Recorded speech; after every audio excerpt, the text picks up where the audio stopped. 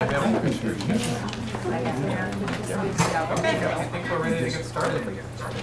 So, first off, I just want to welcome everybody for coming to today's event. I'm glad to see so many people supportive of early education. And again, today's event is focused on K-12 leaders calling for greater investments in early education. And we have a really good group for folks today to hear from. And I'm just going to first go through the list of speakers, and then I'll make some brief remarks and we'll get started. So first speaker will be Federal Way Superintendent Rob New. So thank you, Rob, for joining us. We have Highline Superintendent Susan Enfield. Thank you.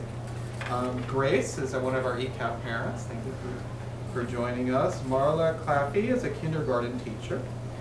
We have Linda Sullivan-Dutzik. She's the Special Programs Director for the Bremerton Public Schools. Erin Jones, she's the Director of Achievement and Inclusion in Federal Way. And we have Skip Priest, who is the Mayor of Federal Way and a former Republican lawmaker who has championed early education for many, many years. But before we begin, I just want to make sure make just a few remarks about the importance of broadening the way we look at public education, so that it truly spans from pre-kindergarten through grade 12.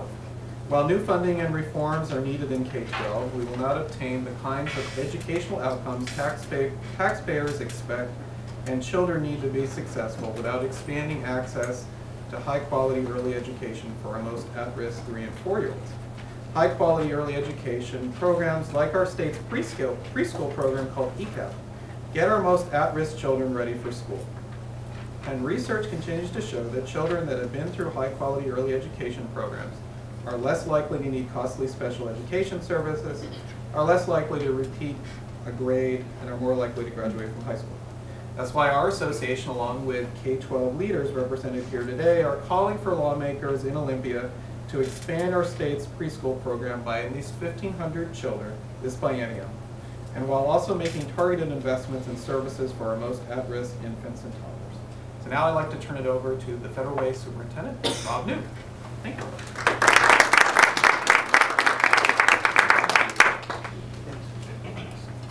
Well, good morning, everybody, and welcome to Star Lake Elementary and the Federal Way Public Schools.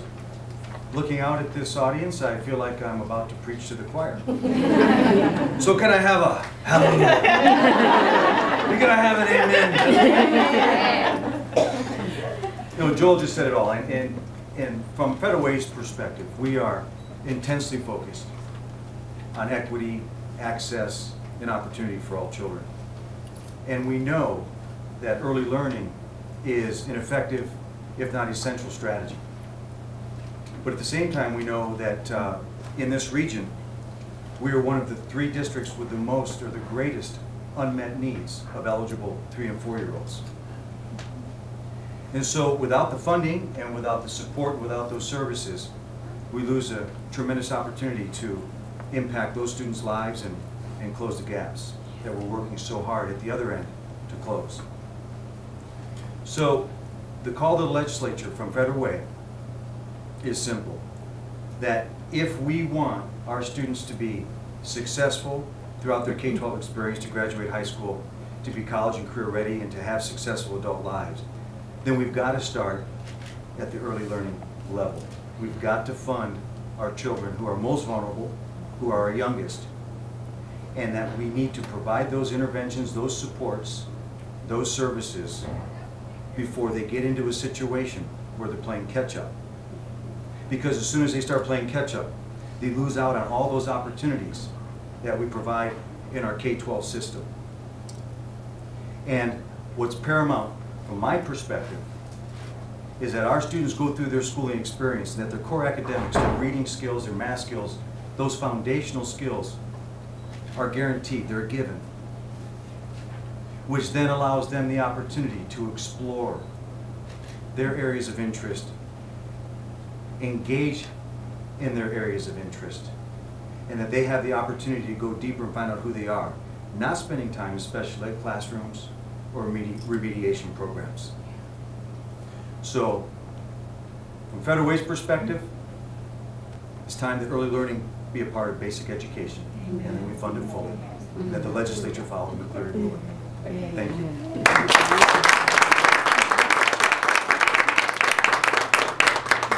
We'll hear from Susan Enfield, Highline Superintendent. Well, good morning. I'm grateful for any opportunity to publicly support the need for expanding our investments in early learning, not just here in our state and our community, but across the country. You know, in Highline, we actually have launched a P3 initiative, pre-K through third, and I actually like the term P3 because, as my colleague, Superintendent Federal Way just said, we have to make sure that pre-K and early learning is part of basic education. And so, actually, when I say early learning, I mean P3. I don't distinguish anymore between students who are in our pre-K settings and students who come to us in the K-12 setting, and we can't. We have to start seeing from pre-kindergarten through third grade as a seamless learning experience for our children. It's truly the only way that we are going to close the gaps and ensure equity and access for all of our children. I've been very, very emphatic at every public opportunity I have to say that every... It's okay. It's not mine. Okay. Mine is turned on. So, to be emphatic one more time, I am emphatic that all of us as adults, both in and outside the education system, are hypocrites if we say that we are committed to equity, access, and closing the gap, if we don't fight to ensure that we're funding pre-K and full-day kindergarten for every child in the state of Washington. And we have to impress upon our legislators this fact, that bills that call for accountability are fine. But accountability absent adequate funding, and not just adequate funding in general, but adequate funding in the areas where we need it most. And the fact of the matter is that right now, I get up every day and serve 18,000 children in Highland Public Schools. Of my pre-K eligible kids, roughly 20% have access to a high-quality pre-K setting. Only half of my children in Highline have access to full-day kindergarten. It is unacceptable, and the inequities that exist for our children will continue, they will remain, they will grow, and we will continue to lament the state of our education system and our community, but we have the power to do something about it. It's very rare in I think, any circles, but especially education, that we find something where the research is so unequivocal, and the research is unequivocal. Investing in early learning pays dividends that will see us through for the long haul. And so we have to impress upon our legislators, our community, that this is the very best place that we can put our dollars. Our children are depending on us to figure this out. And so, like my colleague Rob New, I call on the legislature to fully fund the Clear Aid, but to more importantly, ensure that our children, before they enter the K-12 system, are getting the resources they need, and that once and for all in the state of Washington, kindergartners are seen as whole human beings and not funded as half human beings. It has to stop now.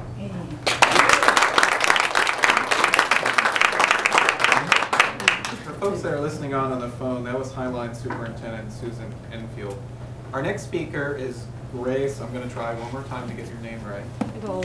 So, yeah, I'll have you introduce yourself. But Grace is a parent of a child that's in our ECEAP program. Thank you for coming.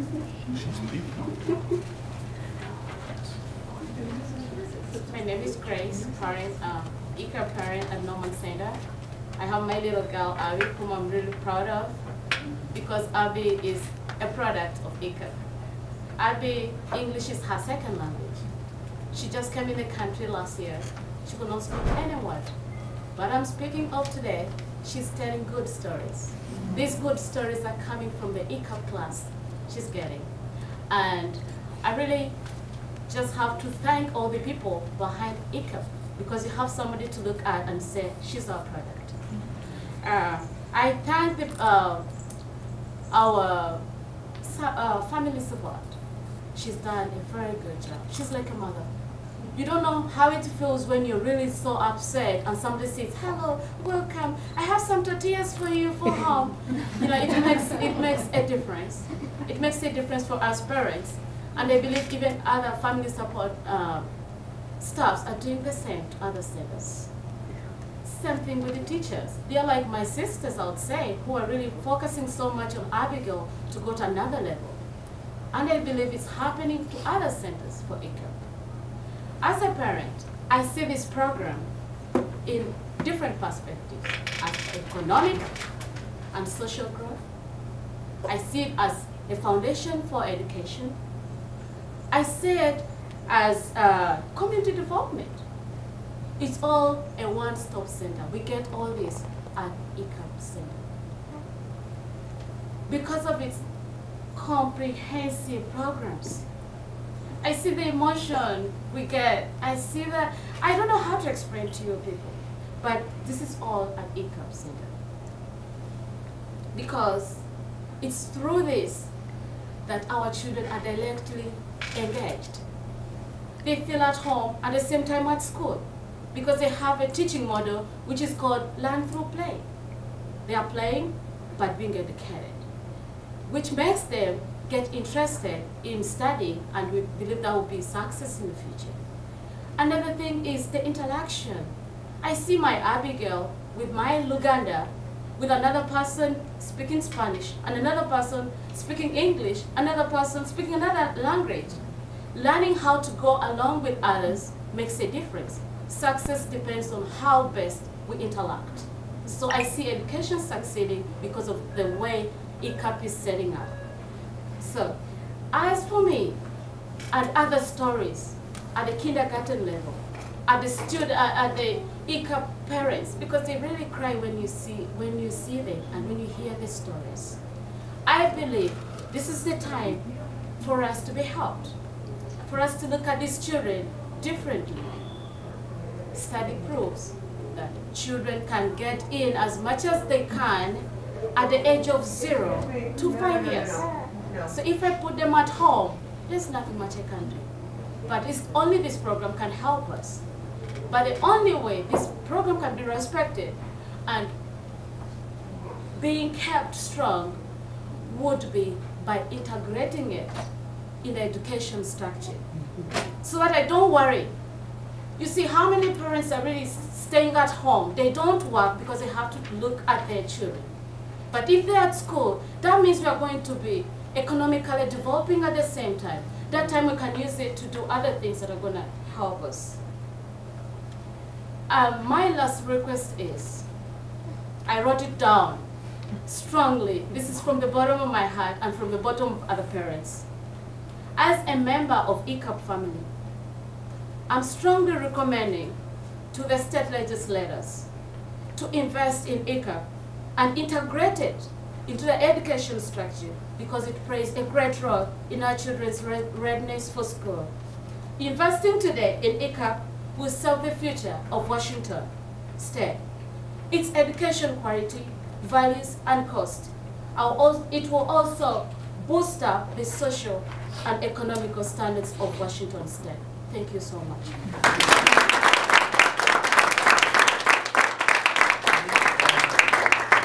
Next up is Marlo Claffey. She's a kindergarten teacher here at Starlight. And she's going to talk a little bit about what she sees in her classroom in terms of children coming in. So, Marlo, thanks for joining us. And I am not real happy about following her. That was very wonderful. I've taught in Federal Way for about 15 years. And before I was in Texas, and I've actually taught in Texas, they had pre-K in the school. So I've actually taught pre-kindergarten, and then I've moved up here, and I've been teaching kindergarten. It's where I'm supposed to be. The kids that come to me from ECEAP are worlds different. They feel safe, they come in, they're ready to learn, they have that foundation. And it's not even so much a foundation of being, I know all my letters, I know all my numbers, I can write my name really well, staying on the line. It's not just that. It is, I know how to get along with others. I know what this setting is about. I know it's a place where I feel safe, I feel cared for, and I can grow here. So it's so much more than just the A, B, C. That helps too. And it's so wonderful to have a child. As others were talking, I sat there in my mind trying to remember, okay, which one of my ECEAP kids did I ever refer for special services? No, not that one. not that one. And I didn't find one that I had actually referred for anything for special services because they didn't need it. They walked in, they're my leaders. I looked around this morning before I came over here and I said, tell me, where did you go to, you know, you went to ECEAP here, right? You went to ECEAP here, right? And I realized those are all the kids that are my leaders. They're the ones I count on. They're the ones I turn around and say, okay, now when the sub comes in, remember that you push this button. And they can run things, they can do things. They're ready to be there. It's that foundation that is so firm. I always tell my parents, we don't want to build a house on sand. We always want that foundation to be firm. And with ECEAP, I think ECEAP is that foundation that is so wonderful for the kids to have. I personally would love to be able to look around my room, and when I say how many of you went to ECEAP, they all shot their hands up, but that's not the case. And the case of the ones that didn't go to ECEAP, that's the one that cries when they need the tissue and they're not sure about, it's time to go to the bathroom, I'm nervous. So it takes a lot of that nervousness out. It takes and builds upon that foundation. And I can go in there and I almost think of it as cracking their loins open and pouring that knowledge in, and they're ready for that. And they're ready to be there, they're ready to learn.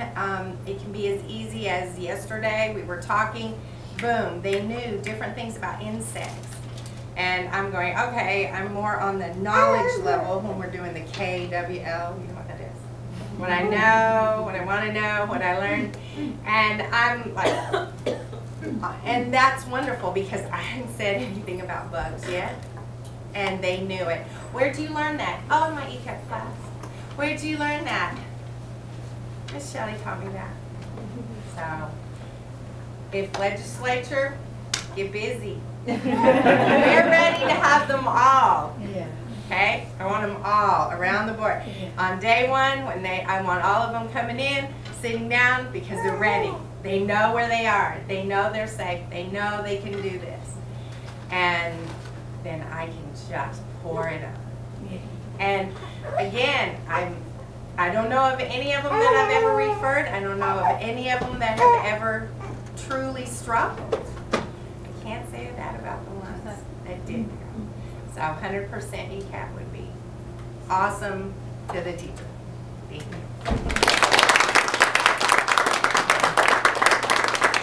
That's Marla Claffey. She's a kindergarten teaching career at Star Lake Elementary. Our next speaker is Linda Sullivan-Dubstig. She is the Special Programs Director again for the Bremerton Public Schools and is a nationally recognized leader in early education in P3. Thanks for having me here. What a great day to talk about things we're all passionate about. I want to talk about from the perspective of special programs, the need for Title I services, the special education services, that we have declining resources in those areas because we have not provided a strong foundation before kids come to kindergarten. I want to talk to you about early learning in the context of P3 or P12 and beyond.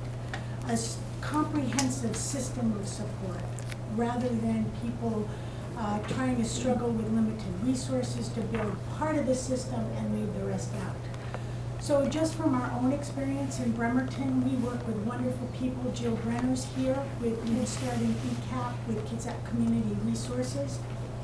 And I'll just give you some statistics. We started out in reading with children coming into kindergarten with only 4% of our children had a strong foundation in reading. Now think about your Title I and special education services that need to come up with mass resources to try to close that gap early. So when 96% of your kids come into kindergarten needing either resource room or a Title I teacher, that's hard to sustain. And who suffers is the rest of your system. Your whole educational system suffers because there's not enough money to spread up to high school with those kids that have not learned how to read or to try to help third graders or fourth graders. And the same thing happened in math. We went from 10% of our kids coming in, where 90% of our resources were being sucked up to try to support children early on.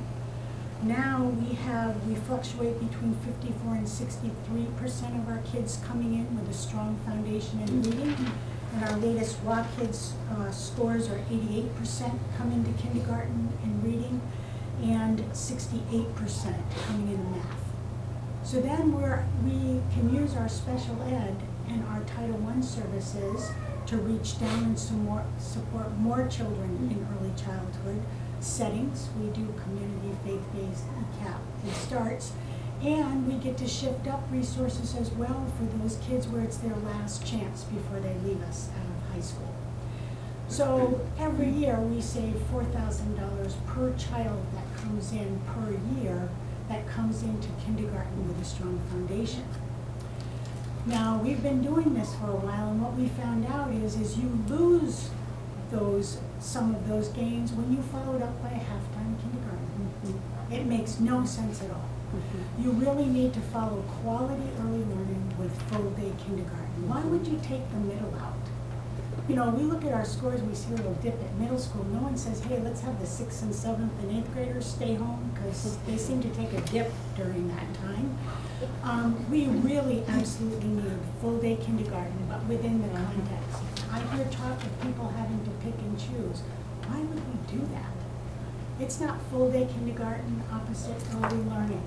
I can just tell you from a financial point of view, from supports for families, we found that our families are able to get jobs, followed by the supports from their ECEAP and Head Start.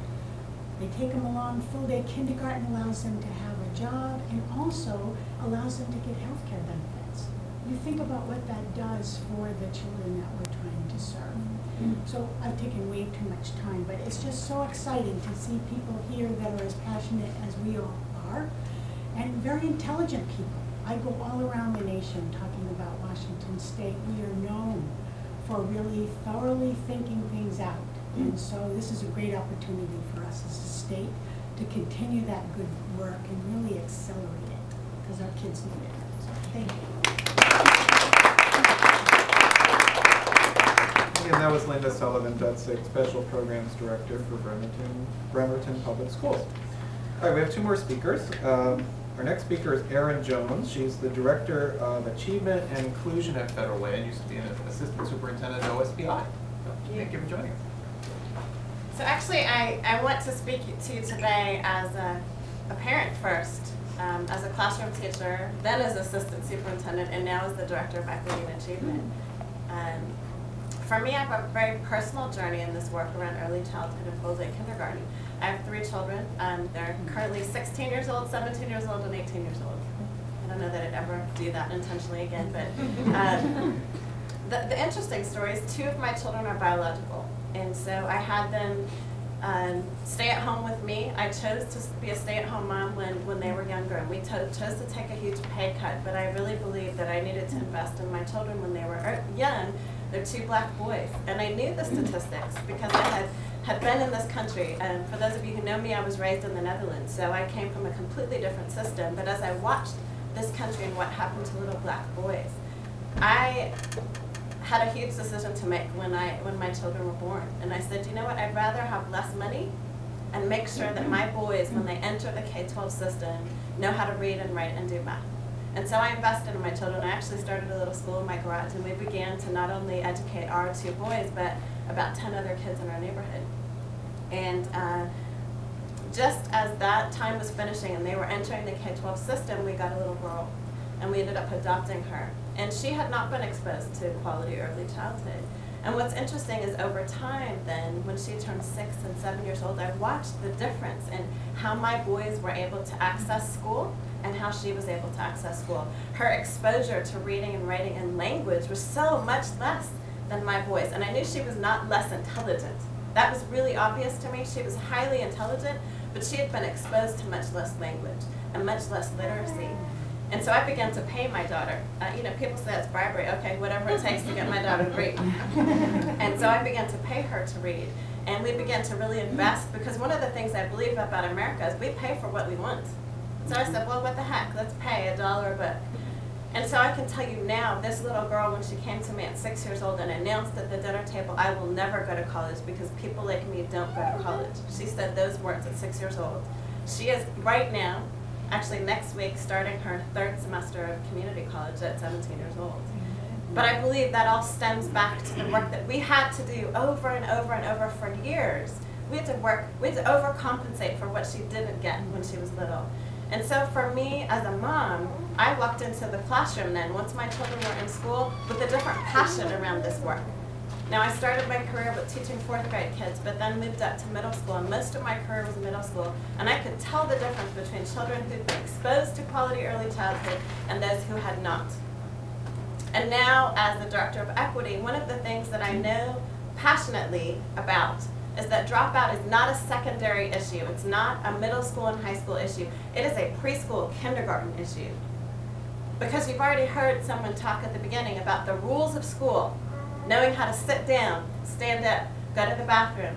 These are things that a lot of our kids who are dropping out didn't get early.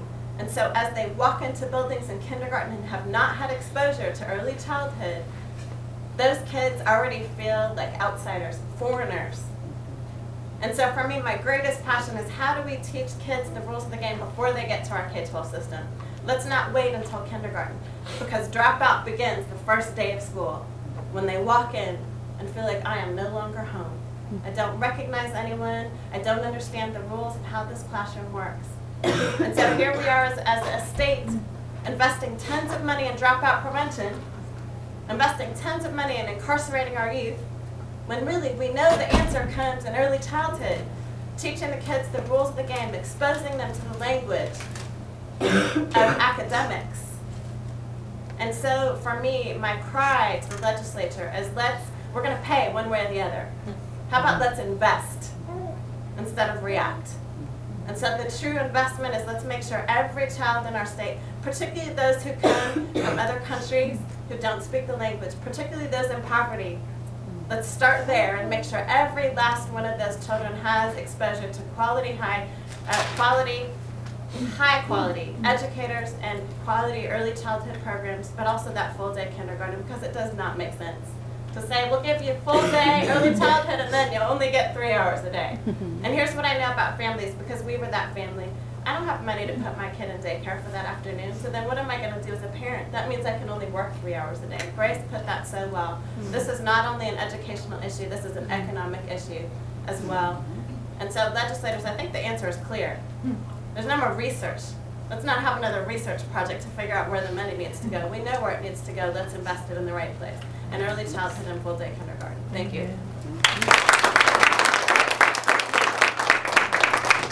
And again, that was Erin Jones, Director of Achievement Inclusion at Federal Way, and formerly Assistant Superintendent at OSPI. And finally, our closing speaker is Skip Priest. He's currently the mayor of Federal Way and was a longtime state legislator in Olympia and a longtime supporter of early education. So Skip, thanks for joining us.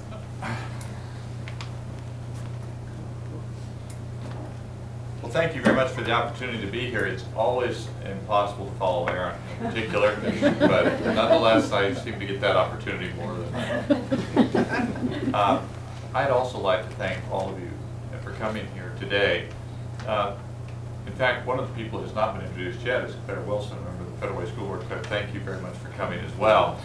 This is a critical time as far as education as our state. I was in Olympia yesterday, in fact, meeting with legislative leaders on a number of issues, and of course was reminded of the challenges financially and others that have been brought up and are currently being discussed by the legislature.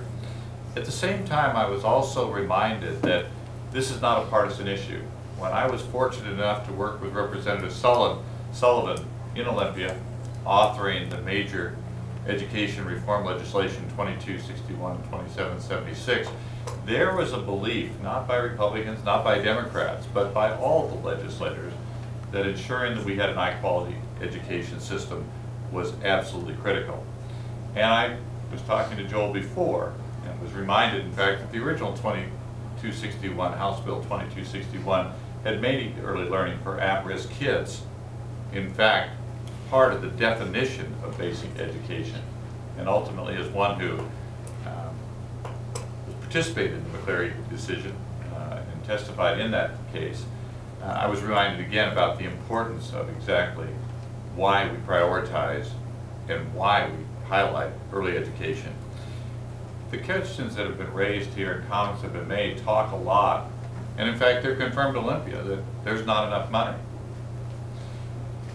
I'm always reminded when I hear that about the famous cliche, an ounce of prevention is worth a pound of cure. What I used to tell my legislative friends was, there's a reason that cliches are cliches. And in this case, the reason that it's a cliche is because it's true. Every study, and Representative Sullivan and I did a great deal of meta-analysis working with the Washington State Institute of Public Policy. Every study showed that one of the most important investments that we could make, if not the most important investment you can make in education, is early learning for at-risk kids. It's not debatable. There are 18,000 studies that confirm that. And so I asked the legislature to step up and reaffirm the commitment that we in the legislature made so long ago about the importance of early learning. We all know, and every study shows, that the most important priority as far as our education system is concerned is ensuring that kids get to the 4th grade level by the 4th grade. If we're able to do that, if we meet that goal, then it's been suggested so many times, so articulately, more articulately than I can here just in this meeting, if we can meet that goal, then the dollars can be used to build on that foundation as opposed to the expensive cost of remediation to create that foundation. So, speaking on behalf of a mayor who knows that one of the most important factors in the success of any city is our education system, I also implore the legislature to do what we did before, which was ensure that there is early learning for at-risk kids, because in doing so, we will not only help their future, but we will help all of our futures as a community and as a state. So thank you very much, Joel, for inviting me today. Thank you all for your participation in coming today. It means a lot to us who have the passion about education and the importance to our communities.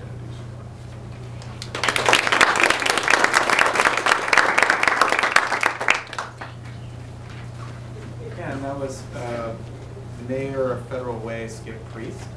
And as we close, I just wanted to highlight a couple things. Our office put together, in fact, Katie put together, our deputy director, where's Katie?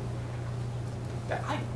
So she put together a really nice chart, and this talks about ECEAP outcomes. And you'll see that the terrific, this is the latest data, at least I think it's the latest data, from our Department of Early Learning. And just as an example, kids are coming into ECEAP at 43% on literacy, and they leave at the 95th percentile. And so there's a nice chart here that really describes the work of our ECEAP program. And in addition to that, we have some additional research very specific to educational outcomes, and we've done some real budget crunching, and the savings are astronomical. I mean, essentially, strong investments in early education will save the K-12 system a significant amount of money, and also just making sure kids are ready for school and that they're able to live up to their fullest potentials. So I urge folks to get a chance to mingle. There are a number of speakers here, and there are folks from the Seattle Times and Como, and so there's an opportunity to kind of talk. There's also an opportunity, I think, to take a little peek in the ECEAP classroom. Is that right? Okay. So that'll be great. And also our ECEAP administrator from the Department of Early Learning is here, so if you have some specific questions about ECEAP, Nicole Rose will be happy to answer your questions. So again, I thank everybody for taking the time to come out and support early education, and thanks for spending the time with us today. Appreciate it.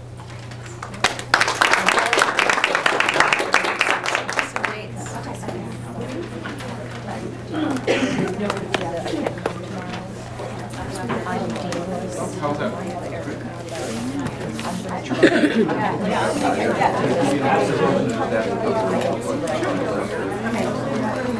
Yeah. Your staff all have subs.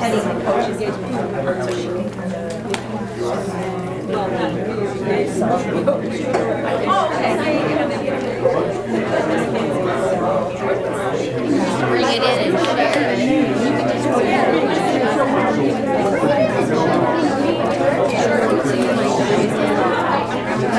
Or you might even invite let's find it just maybe you folks down to the classroom.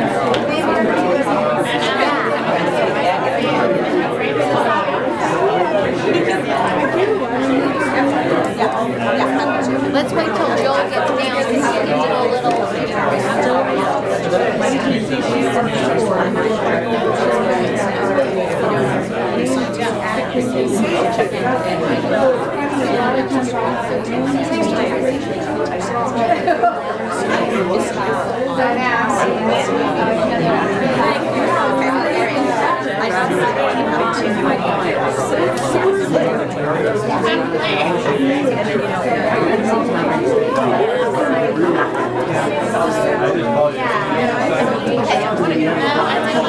Yeah, but it's just done so well. So I never taught this very young. So I can say just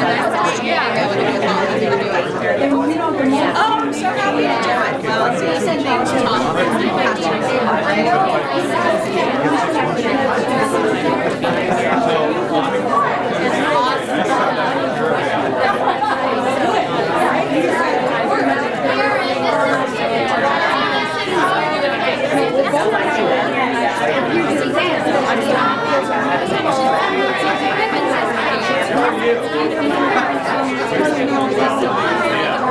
No, she said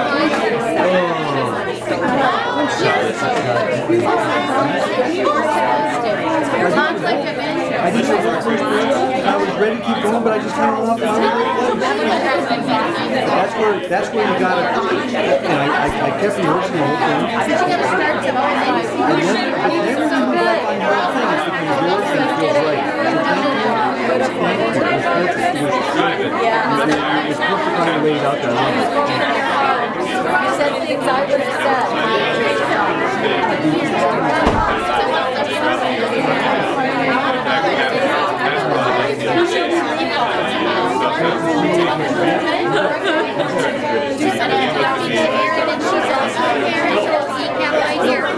Grace is a parent from Norman Center. This is Rob New, our superintendent. You did a really nice job. Thank you. Yeah, you did a wonderful job. So, oh, you did awesome. Awesome. Oh, they're going to be really happy. I videotaped it so we can share that too. Yeah, and you know who else is here? This is Grace. On the partnership I've been trying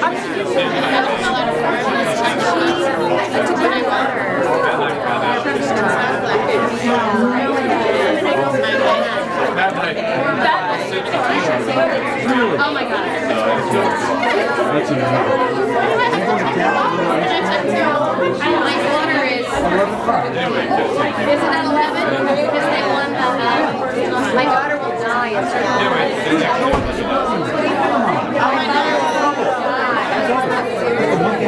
And this country is so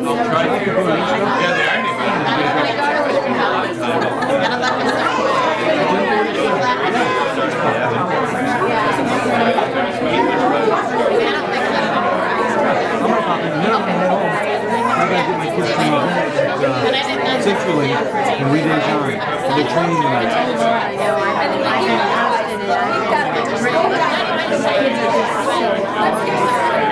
How about the Decatur kids doing Jennifer Hudson? I thought it was spelled with a T. It's just Hudson. She changed it. It helped a lot. You're looking at it. You're right. All right, thank you. Nice to see you. And it matches. Green. It looks great. Not just good. You were best. You were